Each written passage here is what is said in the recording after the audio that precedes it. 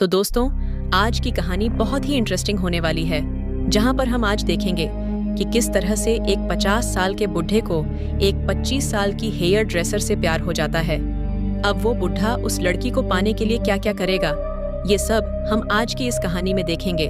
तो बिना time waste किए इस छोटी सी कहानी की शुरुआत करते हैं। तो कहानी की शुरुआत होती है जहां पर हमें एक 12 साल के एक लड़के को दिखाया जाता है जो एक फ्रेंच तरीके से डांस कर रहा होता है, और इस लड़के का नाम हम एंटोनियो जान पाते हैं। और हम कहानी में आगे देख पाते हैं कि एंटोनियो एक हेयर ड्रेसर को बहुत ही पसंद करता था और बार बार उसे छुप कर देखने के लिए उसकी शॉप तक जाता था, क्योंकि वो लड़की अपनी दुकान की वजह से वहां पर बहुत फेमस थी।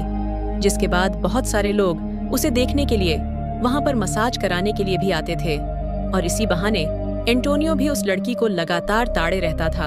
और हम देखते हैं कि एंटोनियो बस उसी लड़की के बारे में ही दिन रात सोचता रहता था। और अब अगले सीन में हमें उसी हेयर ड्रेसर को दिखाया जाता है जिसका किसी हादसे में अचानक से एक्सीडेंटली मौत हो जाती है, और एंटोनियो उस वक्त मरने के बाद उसे वहीं पर देखता रहता है। और उसे अपने सामने मरी पड़ी हुई देखने के बाद एंटोनियो बहुत दुखी हो जाता है, और यह सीन यहीं से कट हो जाता है।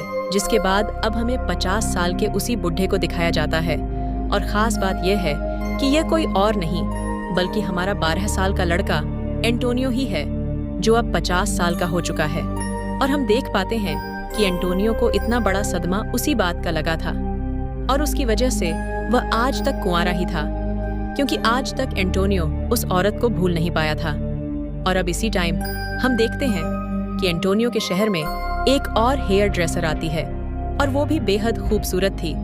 और अब हम देखते हैं कि एंटोनियो एक बार जब उधर से गुजर रहा होता है तो वो उसकी शॉप तक जाता है, और जब उस हेयर ड्रेसर को देखता है तो उसकी आंखें फटी की फटी रह जाती हैं, और वो उसे एक नज़र से ही बहुत देर तक देखता रह जाता है। और इस हेयर ड्रेसर का नाम हम सोफिया जान पाते हैं।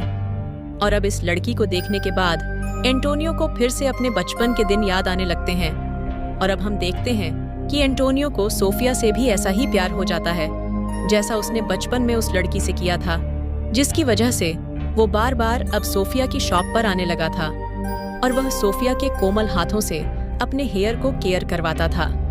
और अब काफी दिन उसके पास आने के बाद एंटोनियो सोचता है कि ऐसे तो काम नहीं चलेगा। जिसके बाद एक दिन वह बहुत हिम्मत करके आता है और सोफिया से बोल ही देता है कि सोफिया, मैं तुम्हें बहुत पसंद करता हूँ। लेकिन सोफिया उसकी बात को इग्नोर कर देती है।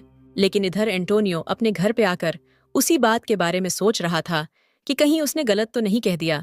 लेकिन एंटोनियो भी हार मानने वालों में से नहीं था, क्योंकि उसे पता था कि उसके पास अब तीसरा मौका नहीं मिलने वाला। और अब एक दिन हम देखते हैं कि एंटोनियो फिर से सोफिया की शॉप पर जाता है, जहां पर वो उसके काफी क्लोज आने की कोशिश करता है।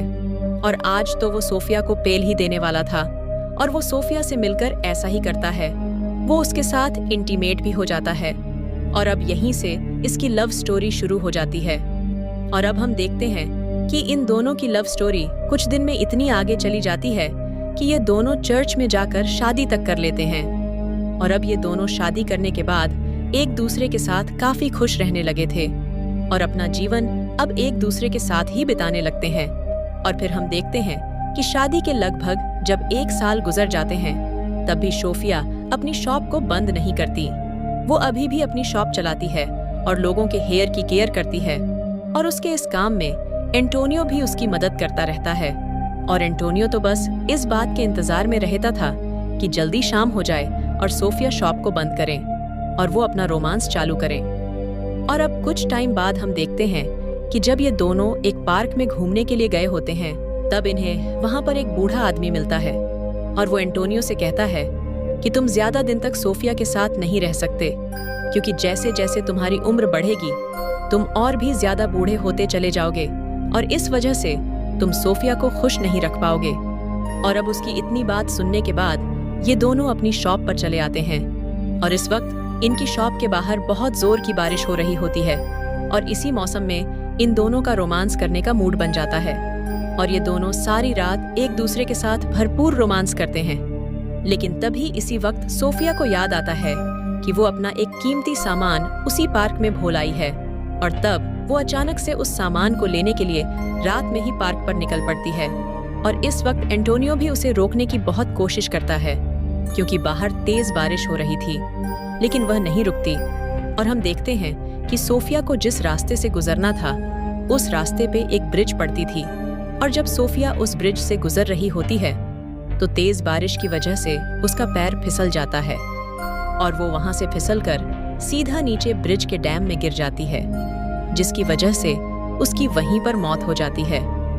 और अब इधर हम देखते हैं कि एंटोनियो बहुत ही बेसब्री से पूरी रात सोफिया का इंतजार करता है और जब इंतजार करते करते सुबह हो जाती है तो सोफिया नहीं आती, लेकिन उसकी डेड बॉडी उसके घर के बाहर आ जाती है और ऐसा देखने के बाद एंटोनियो सदमे में चला जाता है। और अब काफी दिन तक एंटोनियो ऐसे ही डिप्रेशन में रहने के बाद धीरे धीरे वह खुद सोफिया की शॉप को चलाने लगता है। और अब कहानी के लास्ट में हमें दिखाया जाता है कि एंटोनियो शॉप को अच्छे से चलाने लगा है और वह फिर से अपने बचपन वाला वही फ्रेंच डांस कर रहा होता है। और इसी को दिखाते हुए इस कहानी का यहीं पर एंड हो जाता है। Thank you for watching.